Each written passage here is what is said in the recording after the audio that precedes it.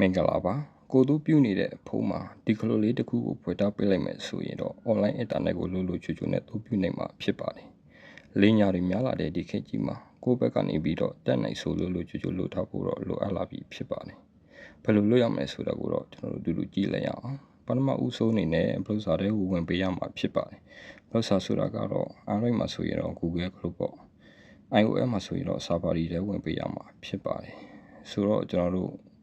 Google Chrome နဲ့ဝင်ကြည့်လိုက်အောင် Google Chrome နဲ့ဝင်လိုက်ပြီဆိုတာနဲ့ပေါ်ရဲ့ညာဘက်ထောက်မှာ734တဲကိုဝင်ထားပေးလိုက်ပါဝင်လိုက်ပြီဆိုတာနဲ့အောက်နာလေးမှာ setting ဆိုတာလေးရှိတယ် setting ဆိုတာလေးကိုထည့်ဝင်ပေးပါနည်းနည်းလေးဆွဲလိုက်တော့ထည့်နေမှာ privacy and security ဆိုတာလေးကိုဆက်ဝင်ပေးပါ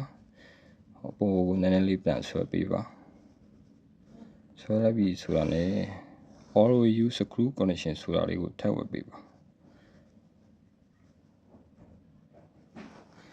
Auto use screw connection ဆိုတာလေးခလုလေးကို on ပေးလိုက်ပါ on ပေးလိုက်ပြီဆိုတာနဲ့ option လေးတစ်ခုပေါ်လာမှာဖြစ်ပါတယ် also option လေးကိုယူထားပေးလိုက်ပါ